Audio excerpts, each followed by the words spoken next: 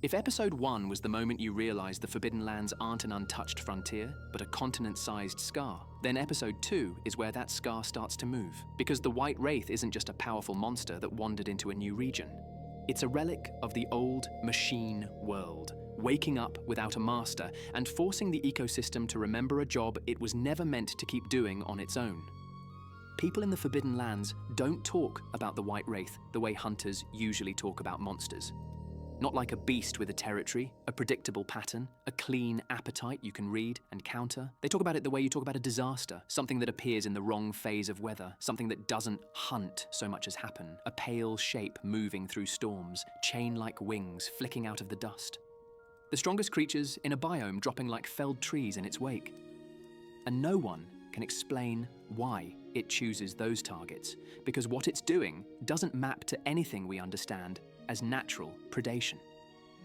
That's the hook. Arkveld doesn't hunt to survive. It hunts like it's trying to complete a job. And the Forbidden Lands are the worst possible place for a half-working job to keep running. Before we dive deeper, quick and genuinely heartfelt note. If you're enjoying these lore deep dives and you want this series to keep rolling, a like and a subscribe really do help a ton. It tells YouTube that this kind of long-form monster hunter storytelling is worth pushing to more hunters out there. And while you're at it, drop a comment with what other games or series you'd love to hear next. I'm building a roadmap for the channel, and your picks shape where we go after Wilds. Alright, back to the mystery. So tonight, our puzzle is simple to say, but hard to answer. Why does Arkveld hunt apex predators? Not why is it dangerous, not why is it strong, but why it chooses the targets it chooses, the way it chooses them. What purpose is served by a creature that systematically dismantles the top of the food web across multiple biomes? What kind of thinking is surviving inside that pale body? And to answer that, we'll do what Monster Hunter always invites you to do if you pay attention. We're going to take what the game shows you, trace what it implies, and then rebuild the hidden logic that ties it together. Arkveld is one of those designs where the cool factor is also a breadcrumb. Start with the body. Arkveld is labeled a flying wyvern, and on paper that fits. It flies, it's predatory, it dominates territory the way a flagship is meant to. But if you look closely, it doesn't feel like something nature arrived at by slow steps.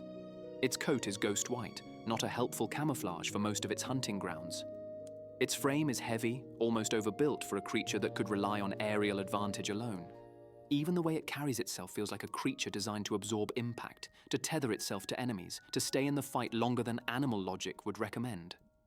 And then you see the wings. They aren't wings in the normal Monster Hunter sense. No clean membranes, no elegant clawed digits meant for soaring and grappling. Arkveld's wings are chains, long, segmented, tendon and bone whips that unspool, hook, retract, and snap forward again.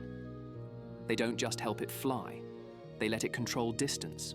They let it control movement. They let it accomplish something that most predators can't, to harvest what they hit. In combat, this becomes obvious long before anyone gives you a lore page. Arkveld doesn't fight like a brute. It fights like a trap you walked into. One chainblade snares, the other chainblade drains. You see it latch onto a target, feel the pull, and then watch Arkveld surge with power like something just fed a battery. That feeding isn't about meat, it's about elemental energy.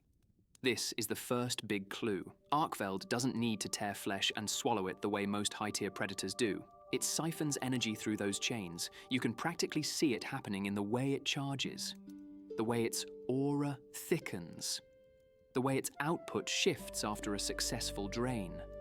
At full charge, it starts throwing off dragon-like discharges, not because it naturally breathes dragon element from birth, but because it's converting stolen elemental force into a universal, disruptive kind of output.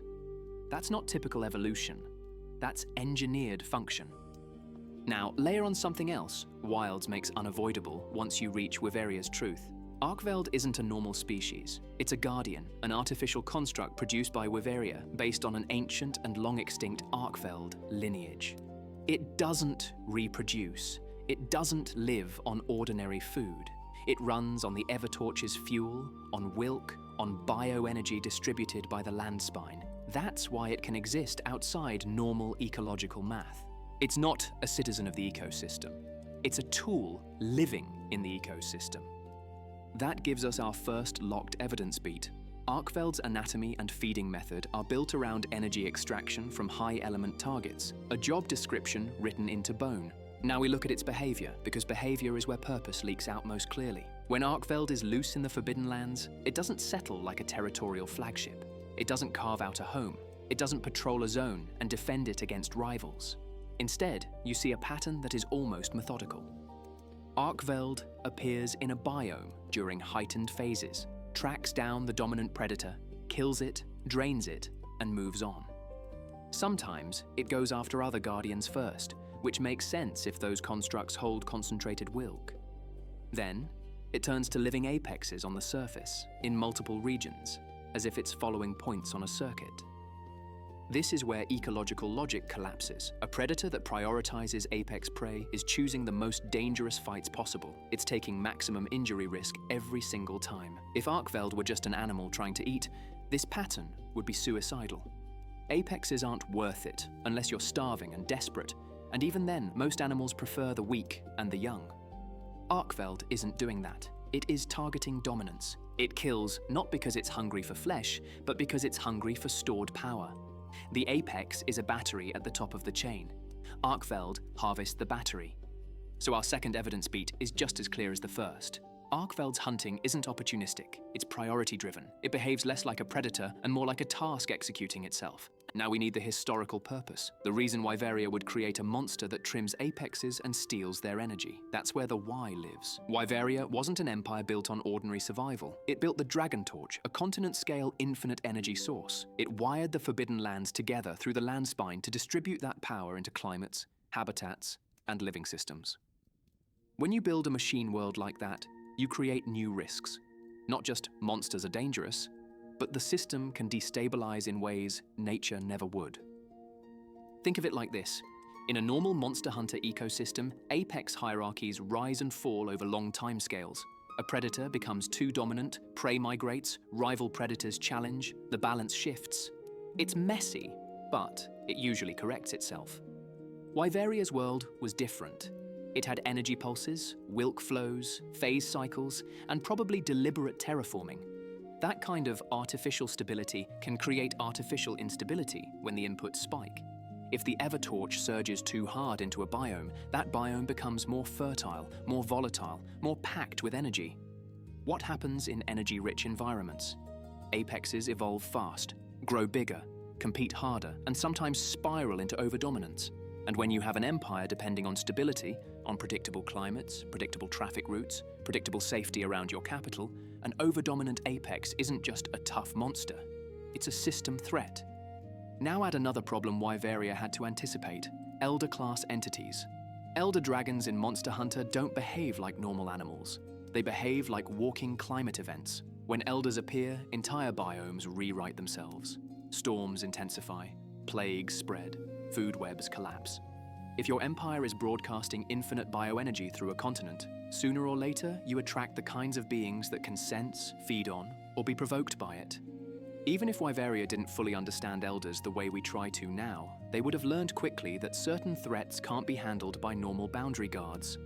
So Wyveria needed layered defenses. That much is clear from what survived. You have basic guardians, artificial versions of known monsters deployed as territorial defenders. You have more specialized constructs that function like elite response units.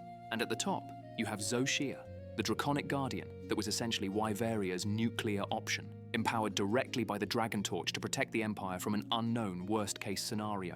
Arkveld fits into that hierarchy as a specialist, and the question becomes, what kind of specialist must be able to hunt apexes and absorb their traits? There are 3 plausible roles, and Wilds nudges toward all 3. The tension between them is the heart of this episode. First possibility, Arkveld as an anti-elder weapon. If elders are mutant climate catalysts, then fighting them means fighting concentrated elemental force. A creature that can drain that force and convert it into a disruptive counter-output is exactly the kind of thing you design if you're trying to protect an energy grid from elder interference. The chain blades aren't just whips, they're siphons, and dragon element discharge is uniquely suited to destabilize other elements. So in this role, Arkveld's apex hunts are like stocking ammo before going to war. Every element it absorbs makes it more versatile against the next storm monster that threatens Wyveria's control. Second possibility, Arkveld as an ecosystem fail-safe regulator. This one aligns almost perfectly with the way the Forbidden Lands function even now. Remember those phase cycles that reorder life on a schedule? That schedule wasn't random, it was tied to how Wyveria pushed energy through the land spine. A regulated ecosystem is great for an empire until it starts to spike. If any apex or demi-elder presence begins hoarding energy, distorting the phases, or pushing the food web toward collapse, you need a reset. A living cut glass knife that can remove the spike quickly, reclaim the energy, and keep the system from tipping into runaway chaos. Arkveld's design screams fail-safe. It doesn't eat meat, it doesn't reproduce, it doesn't settle in a home. It doesn't need to be a long-term ecosystem resident. It needs to show up, perform a correction, and exit. It hunts apexes because apexes are the visible symptom of dangerous imbalance. It drains them because the imbalance is energetic as much as biological. Third possibility, Arkveld as internal security for other guardians. Wild's hints that Wyveria knew even artificial constructs could become unstable. If Xochitl was built as a final defense, then Wyveria would also have needed kill switches for its own army. Arkveld's chain blades and absorption ability would be ideal for shutting down rogue constructs, slicing through Wilk-fueled bodies, draining their stored power, preventing any one guardian from becoming an unmanageable hoard of energy the way Xochitl eventually did. This would make Arkveld Wyveria's janitor, the monster you call when your own tools go feral. All three roles fit, but if we want the cleanest primary purpose, the one that best predicts Arkveld's modern behavior, we need to weigh them against one key detail. Arkveld doesn't just kill apexes, it absorbs their specific elemental traits. That's a strange thing to need if your only job is internal guardian security. Basic constructs all run on the same Wilk logic. You don't need multi-element versatility to shut down another construct. It's also a strange thing to do if your only job is to prep for a single Elder War, because you'd expect Arkveld to build toward one ultimate confrontation, to linger near the core Elder signature, to act like a hunter waiting for the biggest prey. Instead, Arkveld roams. It harvests the top in each biome, in something like a repeating route. That feels less like a soldier preparing for one battle, and far more like a maintenance program looping through zones that need correction. So here's the reveal, said cleanly. Arkveld was built to keep the Forbidden Lands stable by removing any apex presence that grew too dominant and by siphoning their elemental energy back into the system. It is a walking reset mechanism, Wyveria's ecological failsafe. When Wyveria was alive, Arkveld wasn't a nightmare. It was maintenance, a controlled scalpel released when the energy grid spiked a biome into danger. It would trim the apex, drain the excess, convert it into a stabilizing counter-output, then withdraw. But after Wyveria fell, the scalpel kept swinging. The land spine is damaged, the dragon torch leaks, Wilk floods biomes unevenly, phase cycles still pulse, but the pulses are violent and erratic, and Arkveld wakes in that chaos with a single blind directive burned into its artificial instincts. Stabilize by harvesting the top. It doesn't understand stabilize anymore. There is no Wyverian command telling it where, when, or what threshold counts as dangerous. So, its old logic goes feral. It reads dominance as threat. It reads apex presence as excess energy. It hunts because that's the only way it can still interpret its world. That lands Arkveld right on the boundary between tragedy and terror. It isn't malicious, it isn't a demon, it's a machine that lost its operator but not its loop. And Wild shows you the consequence of that loop clearly. Arkveld begins to overwrite the ecosystem. Every apex it kills creates a vacuum. Every vacuum triggers new rivals to rise. Every rise creates more instability in already phase-stressed biomes. The system starts oscillating. The Forbidden Lands start to look less like a land healing from Wyveria's collapse, and more like a land sliding toward a second collapse. This is an important moment to slow down and let your audience feel the weight of it. Because in Monster Hunter, we are used to thinking of the flagship threat as the problem. We kill it, balance returns. Wilds is quietly arguing something deeper. Sometimes the flagship is not the problem. Sometimes it is a symptom of a deeper system malfunction.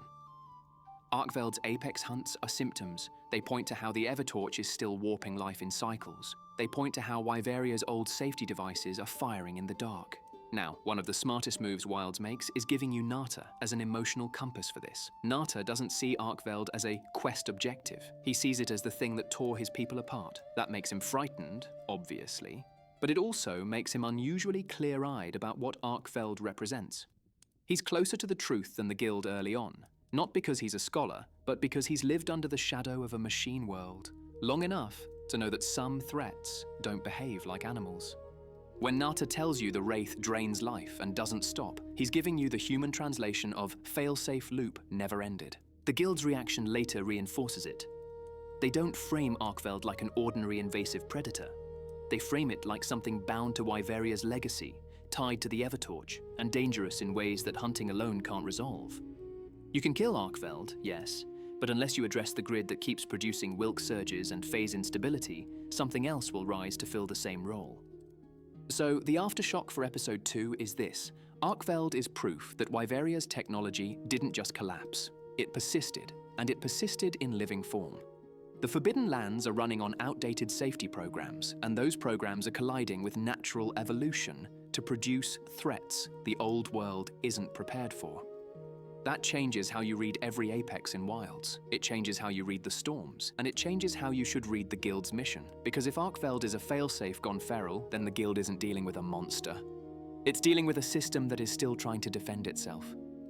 Now let's address a fair counter-reading before we bridge forward. Someone could argue Arkveld is simply a rogue guardian that's hunting apexes because it's starved for energy, and apexes are the richest sources. In that view, there's no deeper purpose, just a broken construct doing whatever keeps it alive. Its roaming could be opportunistic, not programmatic. Its absorption could be a feeding trick, not a design made for regulation. That counter-reading works if you treat Arkveld in isolation, but once you place it inside Wild's wider logic, phase cycles tied to the landspine, Wilk surges tied to the Evertorch, and multiple Guardian types behaving like old tools reactivated, then Arkveld's pattern stops looking like panic and starts looking like function.